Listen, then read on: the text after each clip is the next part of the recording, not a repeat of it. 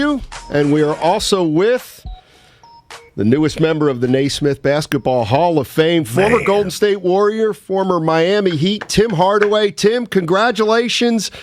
You got to be ecstatic, man. Yeah, man, I'm very ecstatic. Happy, ecstatic, overjoyed.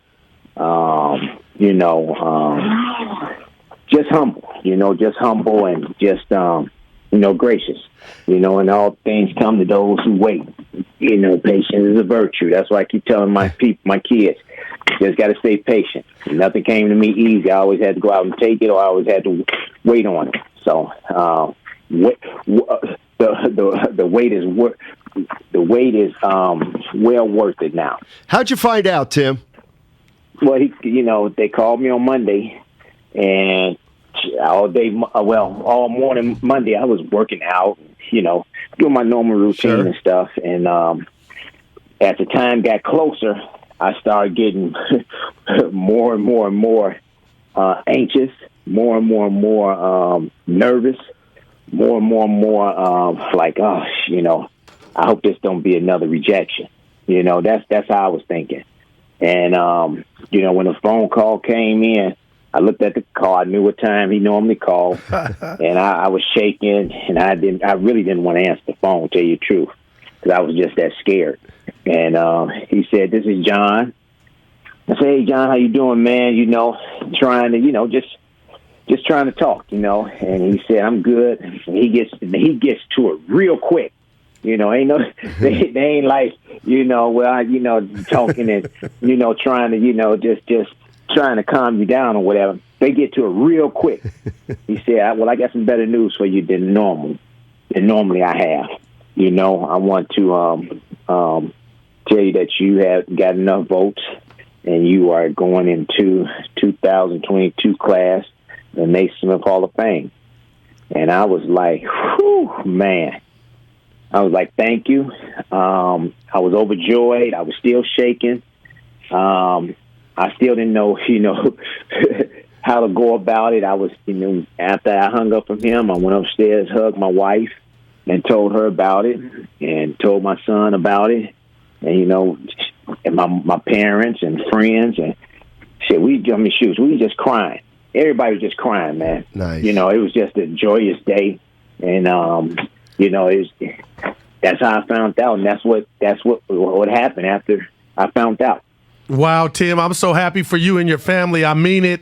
And I won't stain this day because I can't, but I feel like it's long overdue. You left everything on the court. Can you share with my partner and I and just the people listening how much you actually thought about this day and what it means to you to get in? Because you should have been in. Well, like I said, patience is a virtue. You can't worry about things that you are not in control of. You just can control the stuff that you can control, and wherever powers may be that's controlling other things, you just pray, still have confidence that that they're going to do what they, supposed to do, hopefully, and get you in. And, it took a long time, but hey, like I said, patience. You got to have patience, and you got to understand, what's the ramifications of everything. I know everything, the ramifications of everything. I just stayed patient, stayed to what I believe in, and then want to talk about it anymore. People wanted to talk about it. I said, look, I don't even want to talk about it. It's out of my hands. I can't do nothing until we get this call. I mean, what do you want me to do? What you want me to say? I don't know. Well, you going to get in? I say, okay. Well, okay. Until I get the call, I don't know nothing. Love it. I don't know nothing. And hopefully, I will know something soon. But right now, I don't know nothing. And hopefully, it does happen. So, and everybody, everybody started listening to me and understanding where I was coming from. Like, I didn't want to hear it anymore. I didn't, let it go. Once it happens, if it happens, then we will enjoy it. But as of right now, it just don't say nothing about it. Just leave it alone. I just left it alone because it is what it is. Right. And, you can't do nothing about it except if you keep talking about it, I think that you just make yourself even crazier. Right. Tim Hardaway joining us on 95.7 The Game, newest member of the Naismith Basketball Hall of Fame. Tim, we had you on here, I think about a year or so ago. And look, I remember asking you straight up about the comments you made a long time ago. And I remember exactly what you said, that you dealt with that head on, and you did. You educated yourself. You did all those kind of things to understand another point of view than the one you had. And it was clear to me that you took what had happened extremely seriously. And I remember that, because I was thinking, man, this is the way you deal with something that may be a mistake you made. Do you think that was one of the reasons it took a little longer? Well, that was the reason why it took a little longer. And I'm not as afraid to talk about it. I made a big mistake today. I think about what I said every day, right now, every morning while I'm working out. I think about it. I take a moment and I say to myself, that was some of the most idiotic thing that you could have said, stupid thing that you could have said. And I'm not like that. And I want to make it right. My parents always told me, face up to your fears, face up to what you did wrong, and go out there and make it right. I let my family down. I let my kids down. I let their friends down. I let my fans down.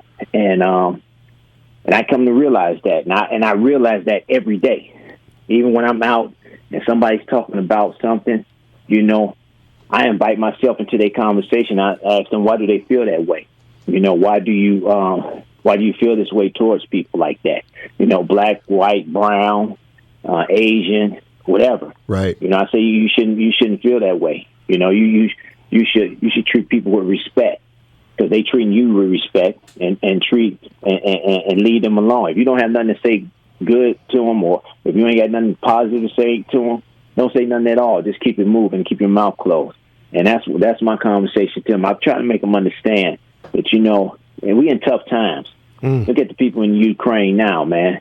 I pray for them every day, and it's tough. Just watching it on CNN or watching it on the news. You look at something every day is meaningless. And, we got to go through that, and we got to pray for them people, and hopefully they all right, and hopefully a lot of them get away from there and heal themselves, because it's going to take a lot of healing. But, that's how I am. I'm never afraid of my fears, and I'm going to try to make it right. Whatever I can do, I'm going to try to make it right. And if people ask me to come and speak, I'll come and speak, because I'm not scared. I'm not scared to face the fact that, what I said 17 years ago was wrong. It was wrong. Nothing but respect, Tim. I appreciate that. Straight up wisdom. Let me ask you this. So a guy like me, I played at the high school level, dreamed of being a pro athlete. Didn't work out, Tim. I got two sons. They're graduating. They're going to college, but not for sports, okay? You were blessed not only for yourself to play in the NBA, you had a son who's following in your footsteps. And then you talk about, to us, that call you get because now you are a member of the Hall of Fame. And you mentioned your mom and your wife. And I know it's special telling them you made it, but can you describe just how that call, and when you share it with your son who's following your footsteps, what that means? Well, I'm gonna tell you this. I don't think my son really understands. He understands, but he was like, I'm very happy for you, Dad. He wasn't as cheerful or whatever as I thought. I think when we all go down Springfield, Mass, and I'm giving my speech, or we walk through the Hall of Fame and just see the Hall of Fame, I think that he will be overjoyed and really understand what this really means. my daughters, they understand right away because they not in the, they not playing basketball or anything like that. So they understand. My parents understand. But I don't think he really understands. But I think when he gets there, I think he will really, truly understand, and it will hit him really, really hard. And I think that he will, because he cried with me on the phone and everything, but he was just, it was real joyful, and he was happy for me. But I think he really don't understand the magnitude of this, and I can't wait to get up there with my parents, and I'm so sad that, and actually my agent that passed away about 5 years ago, his birthday is tomorrow. Wow. And so Henry Thomas. So it's just it's tough for me to deal with because we went in this together. We went in this blind. He was ready to be an agent as I was ready to be a pro basketball player, and nobody believed in him like nobody believed in me. And we strived together each and every year and got better and better and better. And so we was like Jerry Maguire, I was like, show me the money, show me the money, and he was like, I am, and, I'm going to do it. And he did, and he went on ahead and had, got Dwayne Wade, Michael Finley, Chris Bosh, and some other guys. But yeah, he's going to be missed, and that kind of hurts me that he won't be there, in person with me. And so that's what I wanted for everybody to come in and see it. All your parents. I'm fortunate to still have my parents still alive. My brother and my wife and kids. And I wish he was still alive was around to see this great day. Tim Hardaway joining us on 95.7 The Game.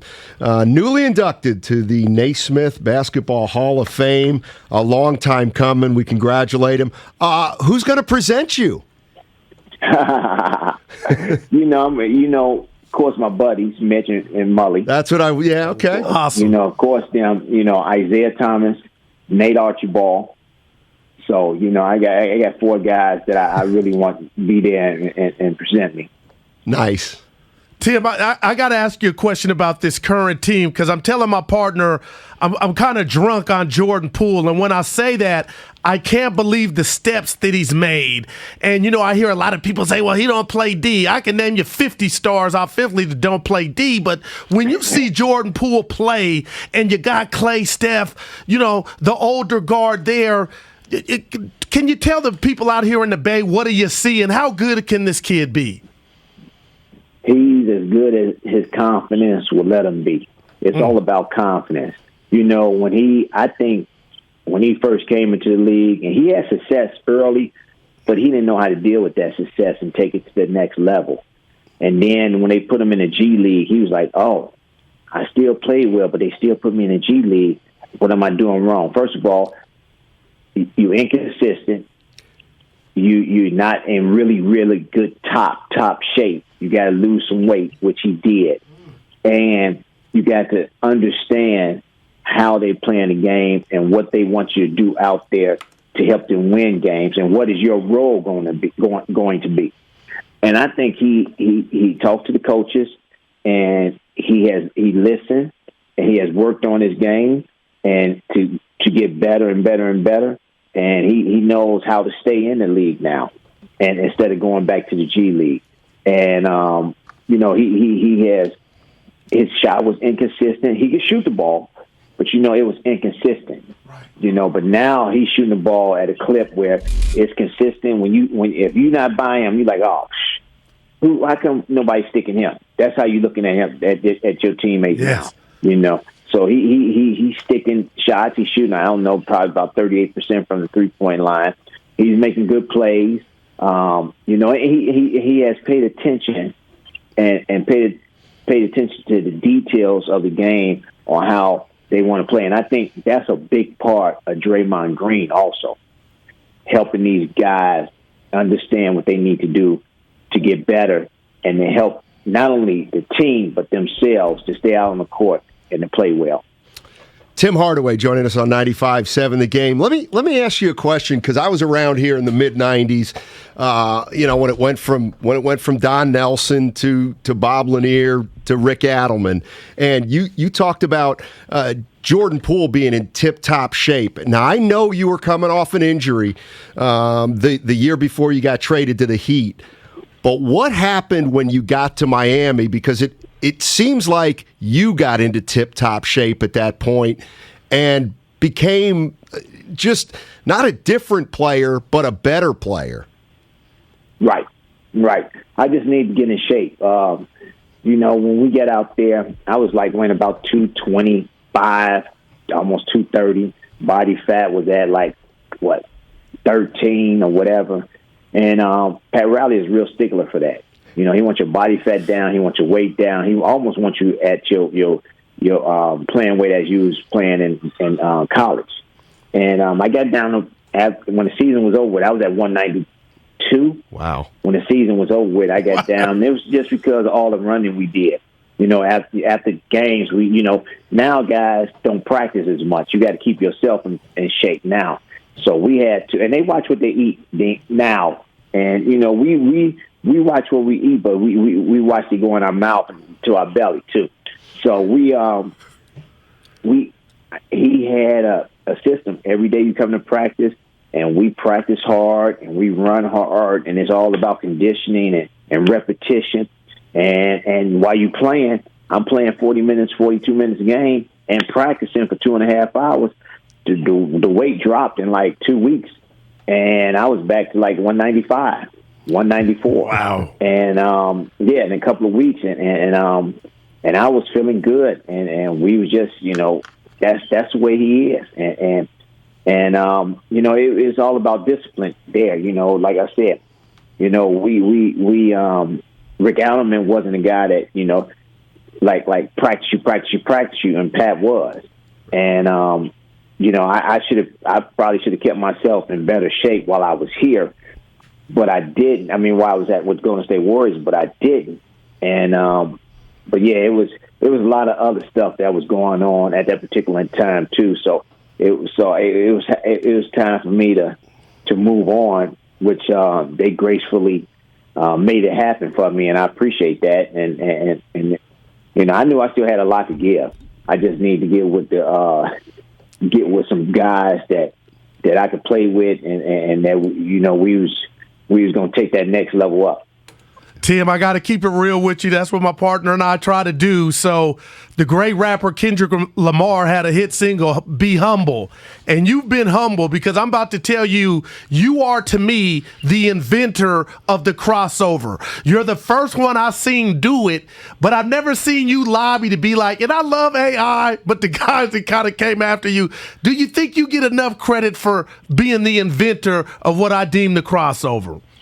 No, I don't, because you know why? You got to understand. I had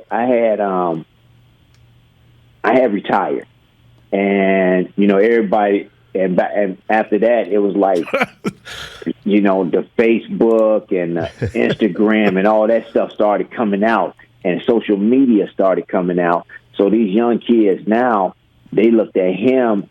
They thought that right. He had a crossover and everything, So it's all social media, I'm going to tell you this: nobody knew and saw what we saw with Michael Jordan, how he flew through the lane, how he made these dunks, how he stole the ball, how he was a defensive player, how he could shoot over people. These young kids today don't know that.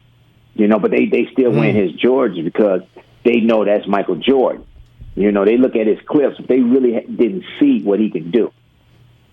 Gotcha. But now, probably since I'm plateaued to that Hall of Fame level, they will start taking my stuff seriously. I'm in Final Four this past weekend, and this one guy, he was talking to his kid. He said, "Now this guy right here, he invented the crossover. There it is.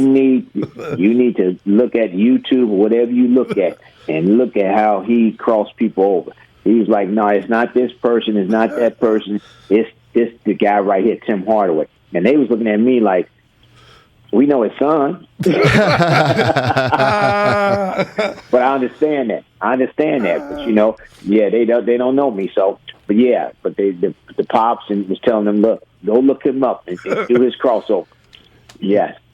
Yes, sir. Hey, do I understand you're going to be out in the Bay on Thursday? Yeah, I'm coming out there tomorrow. I'm coming out there tomorrow and doing some stuff out there tomorrow and Thursday. Yep, I'm going to the game on Thursday night. Nice. There it is. Well, listen, I got to let you in on. We have a text line here where the listeners can text in and look, 510. You know that area code. I rocked the black and gray Nike Hardaways back in the day from the 510. Make sure you let Tim Hardaway know we got mad love for him in the Bay. 408, I love Tim Hardaway for this. And then lastly, the 408 says Tim should do a crossover going up on stage before he gets inducted. So they love you out here, Tim. Congratulations, man. You deserve it. Thank you. Thank you very much. Appreciate it. And I love the Bay Area, and I appreciate you all. And can't wait to see him on Thursday. All righty. That's Tim Hardaway.